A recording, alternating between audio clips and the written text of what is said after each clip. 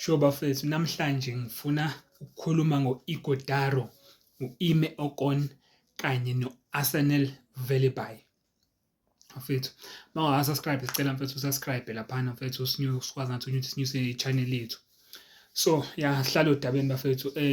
Into engifuna ukukhuluma ngabo bafethu, manje ngiyakhumbula u-Arsenal Velibayi besimfuna ngesizini ephelile. Sema simfuna kwaba ney'nkinga yasinyusela i-price i-Spurs. Manje ngiyakhumbula samnyusa i-price, sambiza i-price enkulu. So yahenqa-ke lapha i-Kaizer Chiefs yathi cha, ngeke sikwazi ukuyikhipha leyo mali. Yabo, samluza kanjalo-ke ngesizini le ephelile.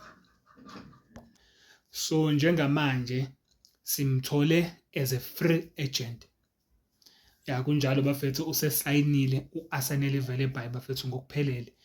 Naye uzobe part of i-squad lesi sosuka la siye le eNetherlands for i-pre-season bafethu. Simtholile for free as a free agent njengoba sasisichomela-ke iSpurs singafuni naye, yabo, simbiza imali enkulu engaka, yabo, at least kube bamehlisa imali bezothola something, yabo, but manje sebemluzile and they lost him for free bafethu, yabo.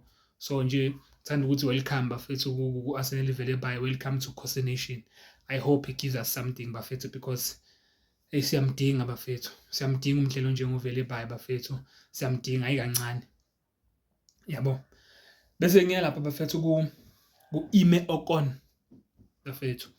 U-Ime Ocon bafethu, yize indaba yakhe ingakabi confirmed, yabo, ayikakabi confirmed kahle hle, but then kubonakalile lapha i-management ye-Kaizer, yabo, ihlangene namalontunjana ka-Ime Ocon, yabo, bekune-meeting kukhulunywa indaba yakhe kuhlangene nama-agent, yabo, ka-Ime Ocon. Kukhulunywa yize kungasiyo i-Kaizer Chiefs kuphela efuna u-Ime Ocon, kodwa kubukeka ngazathi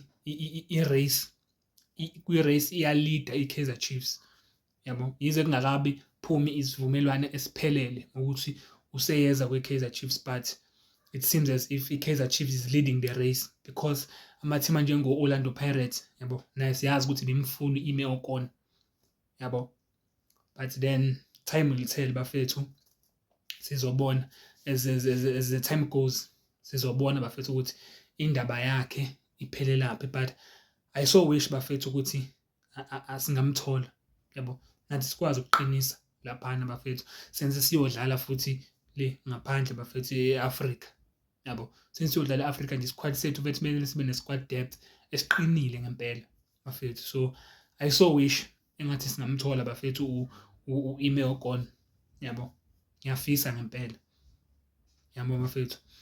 And then bese siza la ku-Ighodaro. According to i-Unplayable bafethu, i-Ighodaro bathi usesayinile, yabo, bathi usesayinile, uselungisa i-visa yakhe manje bafethu, uselungisa indaba ye-visa yakhe ukuthi naye uzoba part of i-squad, yabo, esiya le eNetherlands for i-pre-season, yabo.